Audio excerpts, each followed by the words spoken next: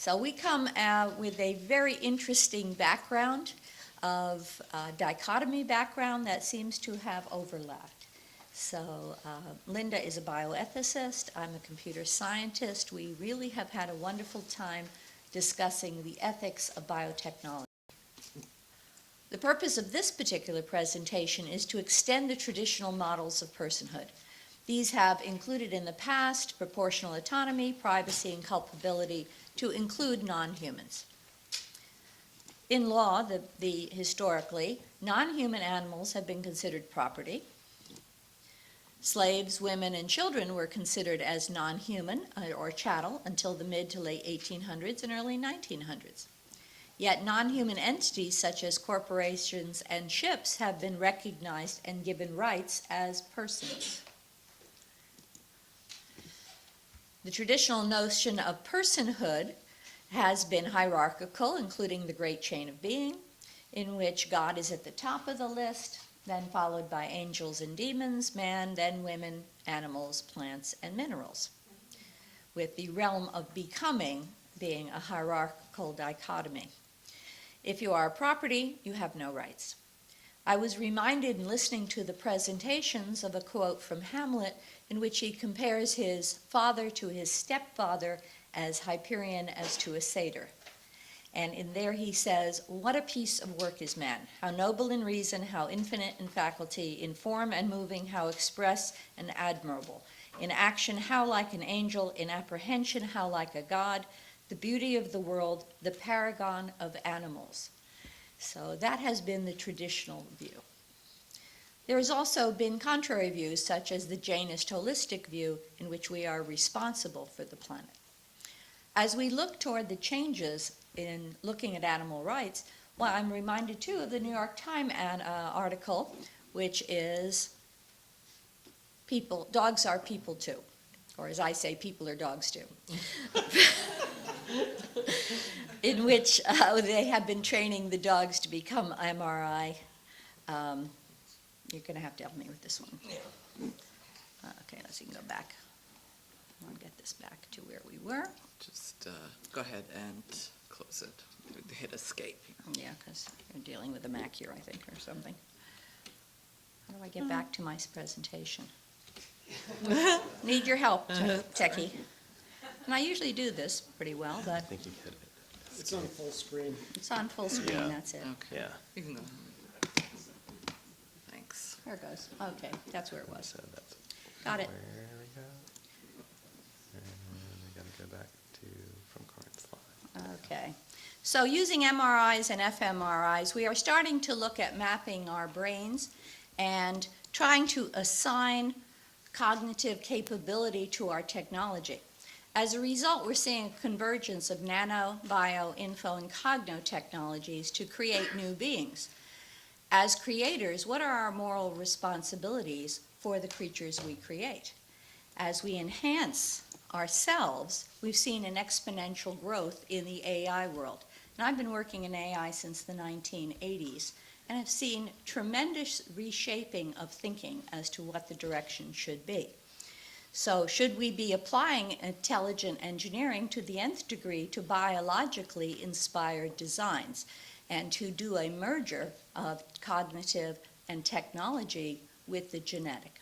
So I'm going to turn it over to Linda for talk about the sentience quotient. Oh, well, you want to address the analytical skills with the science Right, of network. and I see the change as combining analytical skills with the science of networking, because when we talk about individual beings, we also have to look at the community of beings and the interrelationship of that community. And the community happens to be the planet. So we cannot talk about just a person, we have to discuss all persons, all creatures, and how they interact. The neural networks that we are creating will be interactive. It is predicted that within the next 4 to 5 years, everything will be connected to the internet in a fourth industrial revolution. Thanks. So, two themes that have emerged here, and I can't say I'm saying anything new here, and it's almost all been said, I think, is this hierarchical notion of personhood, that somehow we're at the top of the heap as opposed to sort of more holistic, interdependent viewpoint. And there have been a variety of different proposals about how to assess personhood. One of my colleagues had proposed the sentience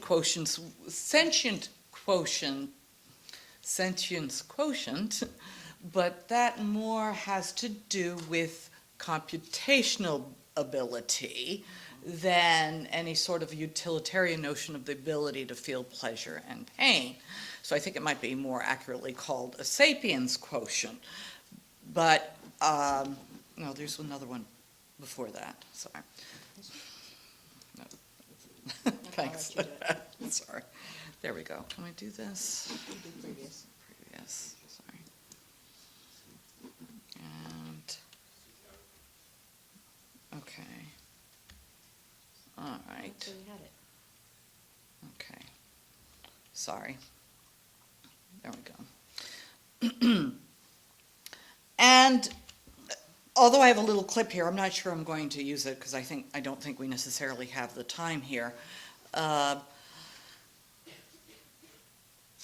In addition to the hierarchical perspective and the shift from a more hierarchical perspective to a more holistic perspective is also the idea that we have been talking about a dichotomy. And that dichotomy is either persons or property, and the dichotomy really doesn't work anymore.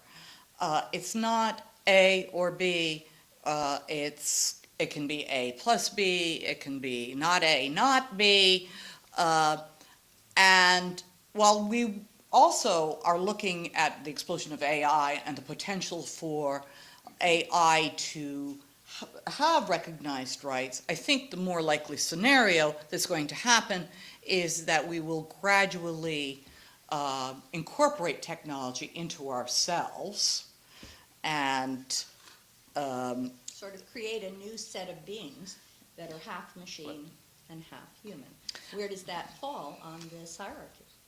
well, bionic and enhanced beings, what are the characteristics that we want in bionic and enhanced beings? Communication, empathy, certainly I think compassion is one of the most important things that we can incorporate, and the way that we interact with one another, keeping compassion in ourselves and in our extensions is going to be, I think, very important for the survival of the earth, for us, and all the entities that we share the world with. So one of the questions that comes up is, do we want to enhance morality? And I know James Hughes and I think it's Wendell Wallach who have also both been involved in questions about, do we actually want to enhance the morality of other beings? And I've been fortunate enough to just have written an afterword for a book called Minds and Machines. And it's a lot of it involves an idea of mind uploading. And this is looking at the science, the neuroscience of our brain, our minds, the connectome, artificial intelligence. And I'm also a believer of the extended mind thesis. That is that our minds are not just brains in a box. That is, we interact, our environments play a large role. Our interactions play a large role. So, and one of the things that has been being discussed is the idea of whole brain emulation. But that brings up a whole other list of questions. Does the substrate matter? Does it matter where the mind exists?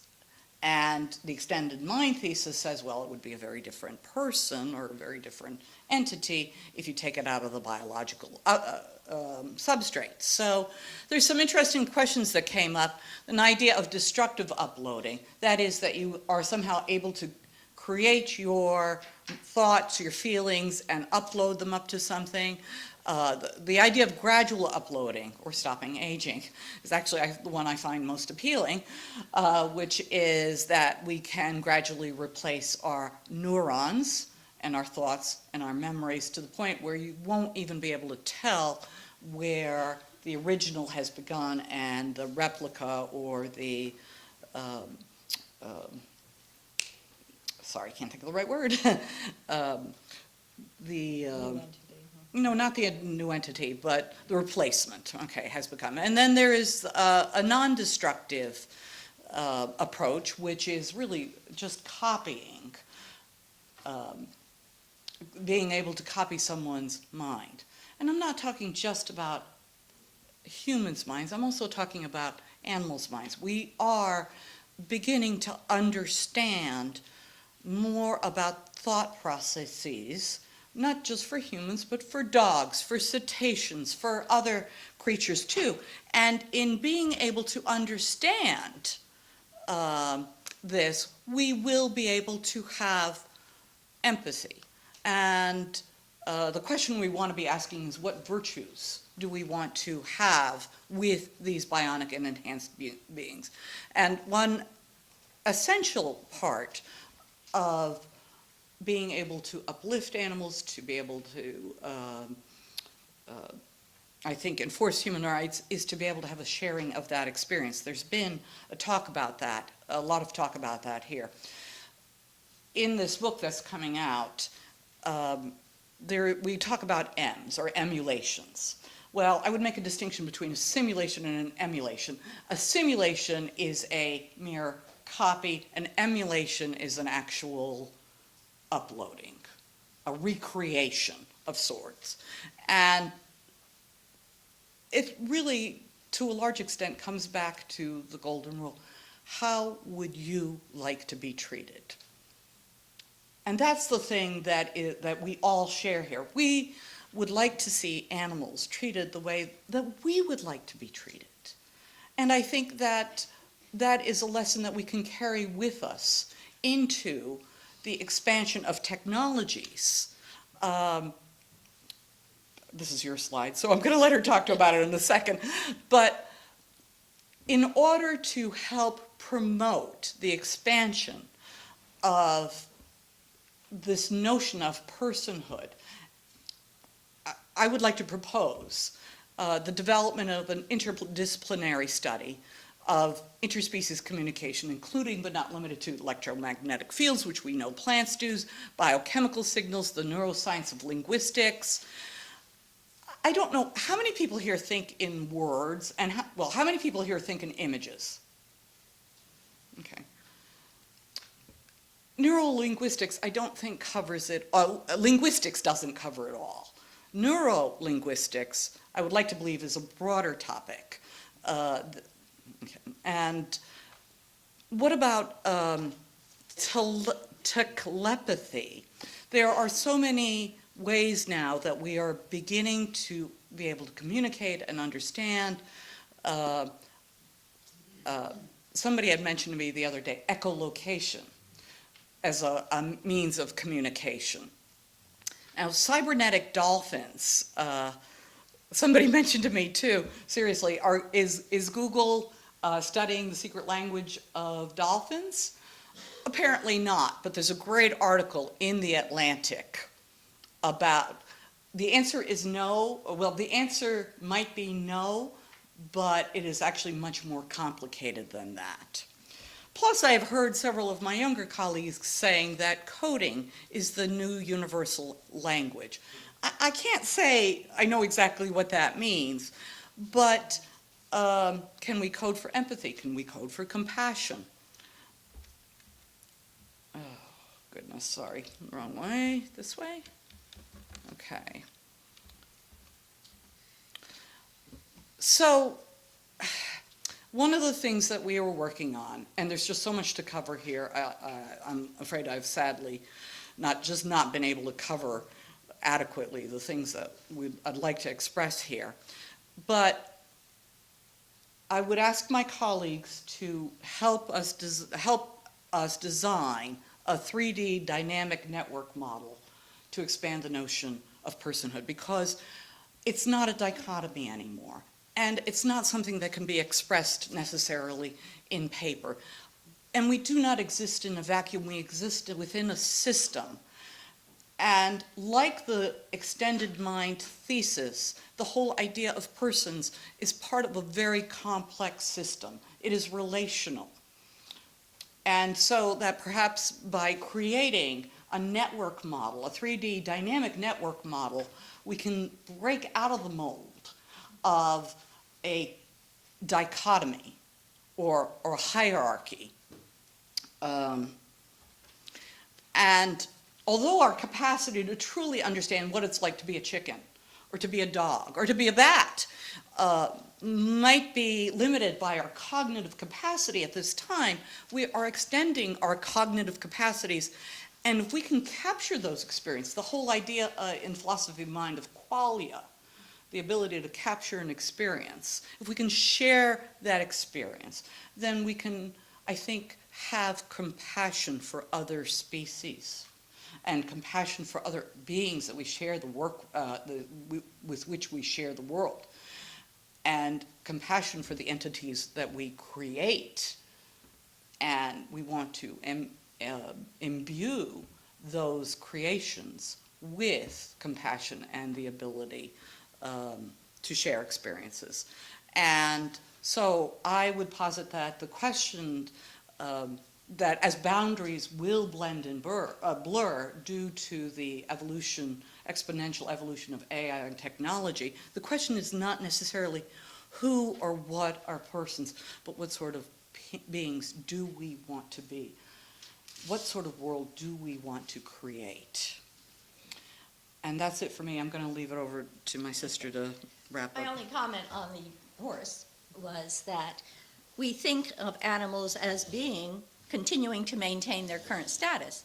As we enhance ourselves, we will also have the capability of enhancing and reducing the areas of each animal that is its weakest point. As you know, you have to kill a horse if it breaks a leg. We have made progress there. We're not doing that as much. But we're going to be enhancing ourselves. We're going to be merging technology with ourselves. We hope to be going into space. We'd like to take our animals with us. They will not be able to survive in their current physical environment.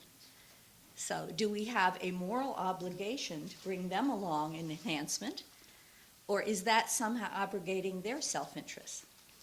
I leave it open. I leave it open as a discussion item.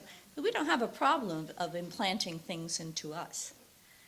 But how do you feel about implanting things into animals?